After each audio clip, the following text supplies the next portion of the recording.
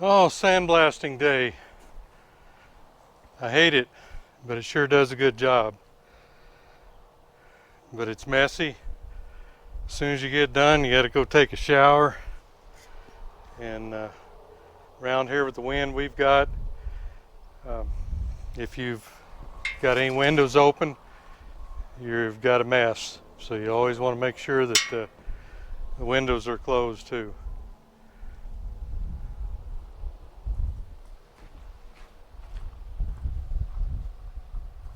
This is my blaster here. It's just one of those Harbor Freight. I think it's a 30 or 40 gallon, and does a real good job. Like I say, it's just messy. I'm using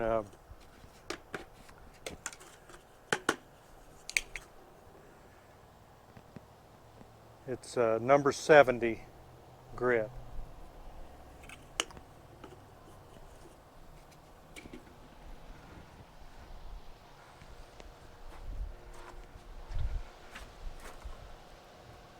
Guys, gonna get back on the TC125 today.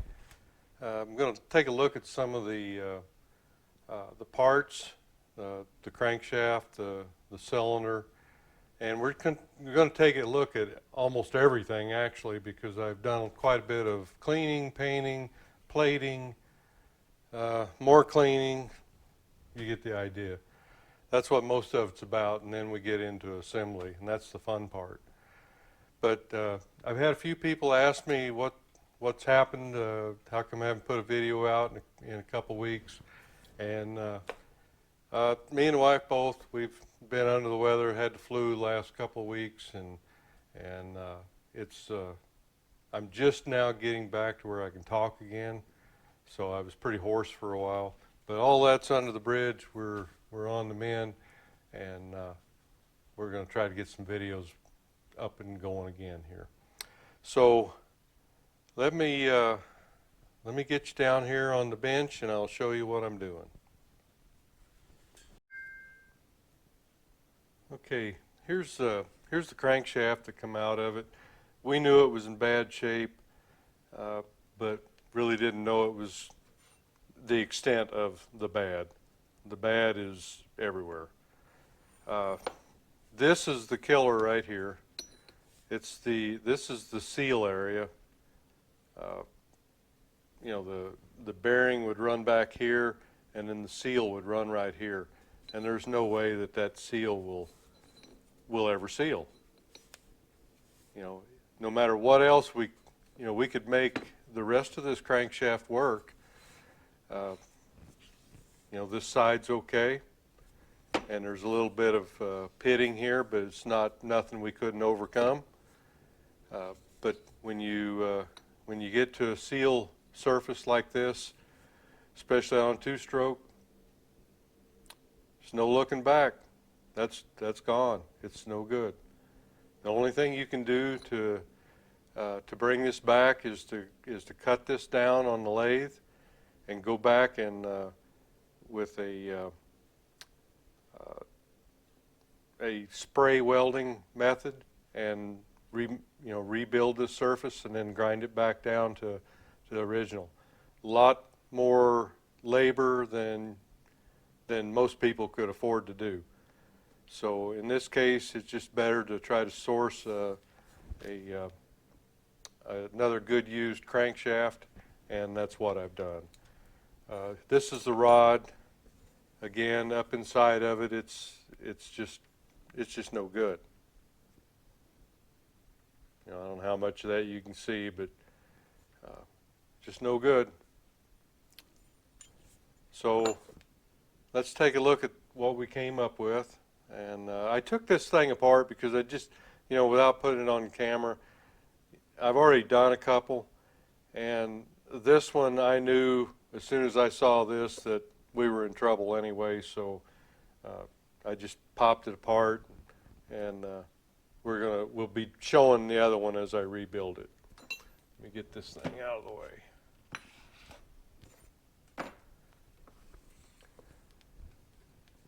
All right, this is the new one I came up with, or good used one, should I say. We got a little rust here, but that's no problem. Looks like it's been beat on a couple places right there. Still really no problem. I'm not sure whether this one's ever been apart. It actually feels good. You know, it may work okay, but it's not going to work okay for the restoration that I'm doing. So we are going to replace that and you know, make it right so that it'll last him a long time. Okay, we got good surfaces over here. Maybe we just need a little light sanding. This is your seal surface right here. This out here is really of no importance. There's a little rust right there. Again, not a big deal. You know, the threads are excellent. That's the one thing I always look for. I look for the threads not being beat on and this center hole not being hit on. And this one is in really good shape on both ends. This is the side that usually gets beat on. For some reason, people they'll take the nut off. They don't have a puller, so they just stick a screwdriver underneath the flywheel and whack it right here on the end. And yeah, it usually pops them off, but you've damaged this to the point where you can no longer set it up in between centers, so you can get this back where it needs to be. Now you can go back to your bearing surfaces here and put your crankshaft in V blocks, and you know, it's the same thing really, but I much prefer to go off of the centered holes that were created when they made the part. You know, either way will work. That's what I prefer. And I can, and I have done it many times. Actually, I did it here on this one, on the bad one. I went back in. See, you've got actually a center right here too. When they created this part, when they machined that, you have a center here and a center on this end. And I actually went in. This one was the original one was all flared out where somebody had hit it. And I went back in. I trimmed this down just to see if I could do it, and then went back in with a new center and got everything squared back up. But I just like trying to do things like that to see, you know, down the road, whether or not I can utilize a technique like that. But in this case, we've got a good one. I searched high and low, paid extra money to get one that was not damaged, and I think the owner will appreciate that. So this is the one I'll be rebuilding on camera. And again, I've done one of these already, but people seem to be interested in it, and we're gonna do another one. And if we get enough views, then we'll just keep doing them as they come down the pike. Okay, so let's move on to the next item here. And the next item is the cylinder. This is the cylinder that was stuck. And I am just amazed. I honed this thing out, and it is, all I can say is Suzuki makes some good cylinders. There's very little evidence, should we say, of it ever being stuck. Let me get my flashlight here. It has turned out very good. You can see some lines here where I've been checking it with the dial indicator. But it is just amazing the shape that it's in. I am going to, there's a little bit more I think I can get out without taking a lot more space clearance out of it. I'll probably run it through the home just a little bit more, but it really looks good, and it looks good enough at this point, in my opinion, to run and be reliable. You know, everything looks good. What I did was I actually went in there and measured it the best I could without actually I did have a used piston out of a other engine, and it had been, it was a very well used engine, and I thought, well, geez, if I can get this kind of clearance or better from a new piston, I ought to at least gain 1,000ths. Then there's no sense in boring this to the next size. I just hate to take out life out of a cylinder. So let me show you what I did and why I decided to just stay with a standard size on this. Okay, here's a new piston, new standard. I've got a mark on here. This is where Suzuki tells you that they want you to measure. It's 0.9 inches. So it's real close to an inch there from the bottom. And in doing so, I just come in here and I just kind of split that line.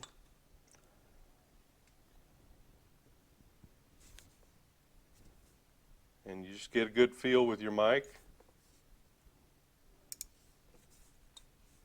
And I came up with 2.203. Okay, so that's my reference. That's what I want. That's what I'm, the measurement between this and what I get here is my clearance. Now, I think I've showed this once before. My dial indicator here. This is a Sonnen dial bore gauge, and it actually has a setup fixture that you set it up to whatever you want. So actually what we're doing is we're comparing. I'm going to set the bore gauge up to exactly the measurement I got with the micrometer on the piston. So what I do is I dial in the 2.203 into this right here, this is essentially another dial, another micrometer. And what I do is I end up with, I'm zeroed out here, so I have the exact same size as the piston already calibrated into here. And now these are all calibrated before you start. In the instance with with this gauge, this is calibrated using a calibration ring. Okay, it comes from the factory. It gives you this is the size that it is. So you set your gauge up at that point. So this is dead nuts on, as long as you calibrate it correctly and maintain that calibration.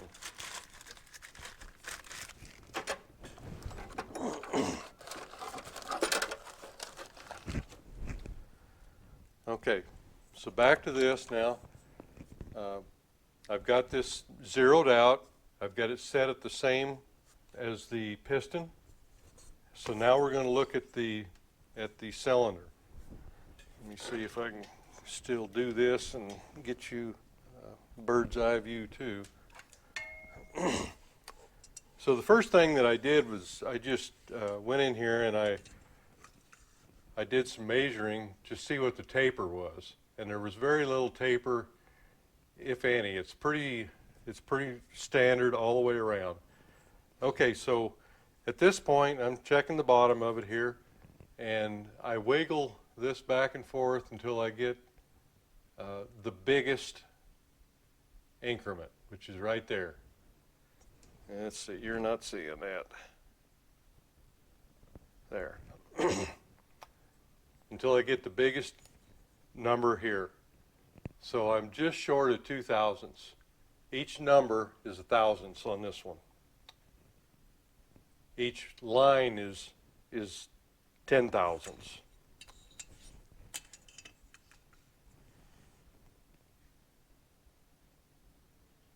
Okay, I'm at about 1 thousandths and a half. Oh, there's, yeah, a little over. Okay, so that's good that way.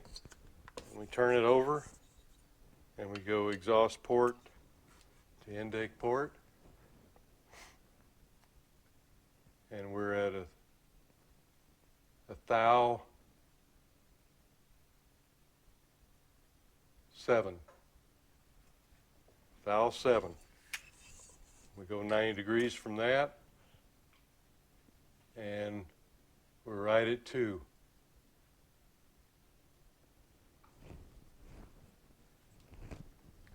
So we're at the upper end, but we're not to the point where we're going to have a lot of noise in here. I'm sorry, I just can't keep up with it here today. Anyhow, it's honed out good. We're going to have excellent ring seating, and we're going to have additional life from this engine.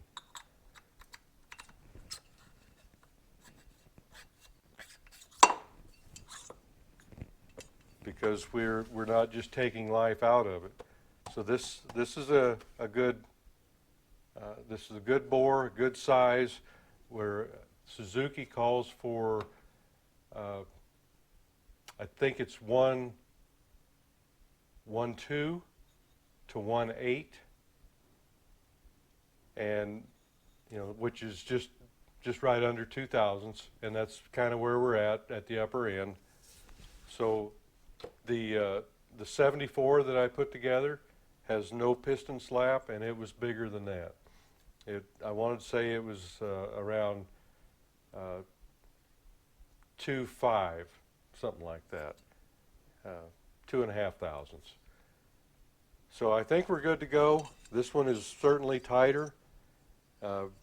Just really surprised me after how bad it was stuck, but it was very low miles. So I've got to say that it's my opinion that on these old bikes, I've done a lot more boring on a Yamaha than I ever did a Suzuki, and it's just I just think it's the material that was used. Okay, so we've kind of beat that up, and we're going to accept this, and I've got something else I need to show you. Okay, this is one of the next things we're going to be messing with right here is the swing arm. For all you that have followed my 75 TS250 build, you'll remember that we made new bushings for it. We're going to do the same here, but there's a little different twist to this one. You remember on the TS250, these bushings right here, the external bushings, were made from Delrin, or a type of nylon, plastic if you will. And we made new ones out of Delrin, and we made new internal bushings, but they were in much worse shape than this one. This one here, you can see quite a bit of rust buildup here on them, and a lot of people would probably just sand these off and put them back in there, and I'm sure it'd work just fine. That's not what we're going to do. We're going to try to get a new finish on here, and the beauty of this one, with these made from steel rather than plastic, is that I can go in here and hone these out just like I would a cylinder until I've removed all of the corrosion or pitting. Then I can make new bushings to fit this. And it's not going to take much. I've already taken it over there, and I've actually got this one pretty well cleaned up, and have only removed a couple of thousandths from it. But you know, you have to be honest with yourself. This will never, it will never need swing arm bushings again.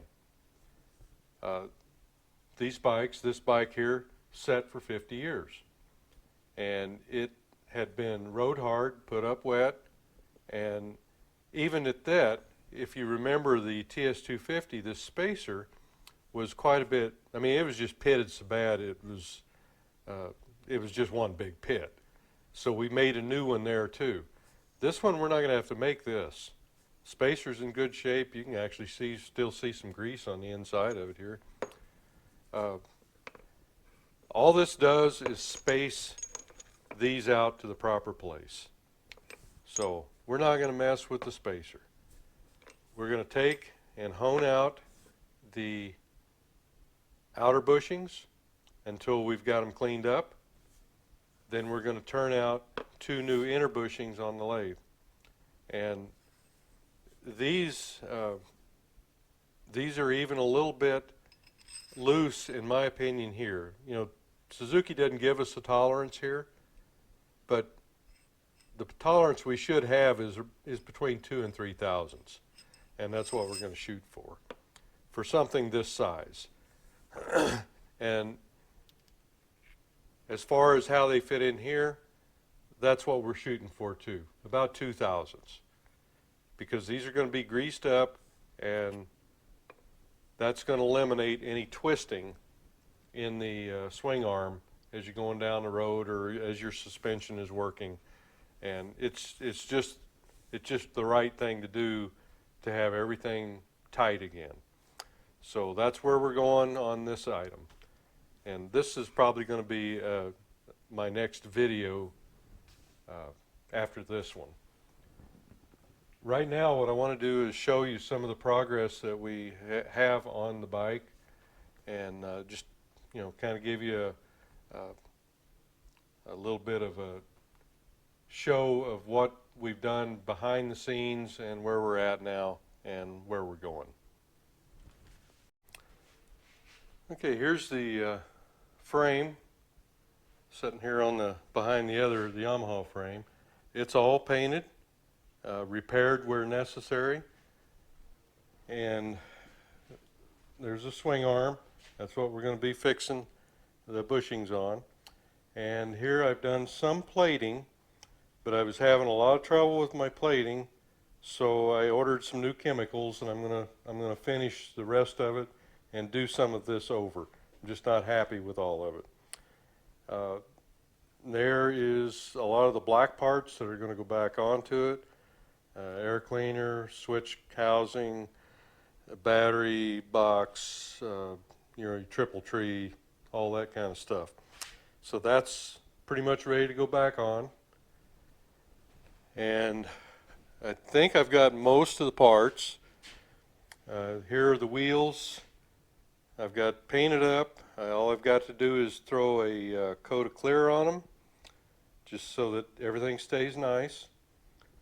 And I've got the spokes from Buchanan's. We'll be installing those. I don't know whether I'll be showing that because nobody really watches my my lacing videos, so I can do them a lot quicker if I'm not putting them on camera. I don't know why. I guess people just don't lace their own wheels. They send them off. But now this is all the chrome that was, everything is original that was on there. This is another thing I'm going to have to do here pretty soon, is one of these shock uppers here, this one, did not have a bushing in it. So we're going to have to make a bushing on the lathe. It's got plenty of them in there to pattern off of. There's the lower legs and all this stuff. I've sent it all to the plater, and he's given me a quote on it, and I've sent that off to the owner, and he will make the decision of what we're going to plate and all that. So it's up to him as far as how much we want to plate. And I've got some of the hardware here. Most of this turned out okay. I'll have to replace a few of these items like that and these. But for the most part, most of these, the handlebar bolts, the triple tree, most of them are pretty good. Once I put a little polish on them or something, they'll be all right. But that's kind of where we're at. We've got everything cleaned up. It's going to, whether or not he wants to replace or rechrome all this stuff, that's up to him. So that'll determine how quick we get to start building. But everything else is fairly ready to go. I've got a big dent I got to take out of the pipe right there. I'm thinking about how I want to do that. And there's our new tires and rims ready to go. And yes, they are Yamaha rims. Can't get them from Suzuki.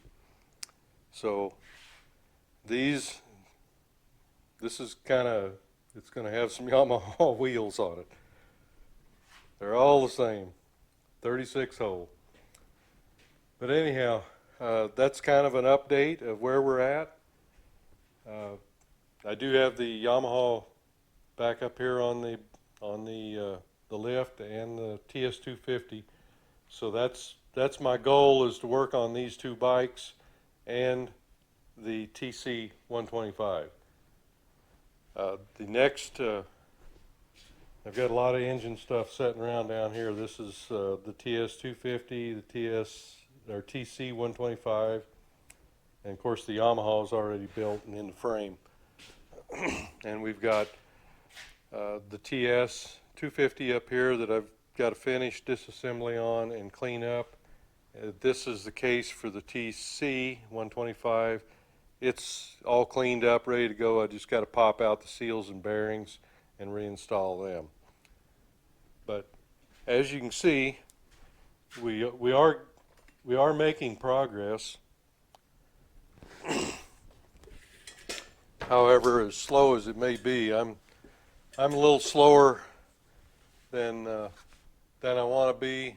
I just I had to kind of get recovered from my flu and get started again. And like I say, I was hoarse, so bad hoarse for probably about 5 or 6 days. I couldn't even talk. So, I'm back pretty good now, and I think we'll probably get this video in, and maybe I'll start the one on the swing arm bushings. And a lot of this stuff is kind of the same, and I realize that, but it's stuff that I've got to do to do these builds for my customer. And if I just as well record them, and if they're not watched very much like the ones are on the lacing of the wheels, then I probably won't do them. But a lot of people like to watch the machine shop stuff, so I'll continue on with that until people, by not watching them, are telling me that, hey, I don't like that anymore.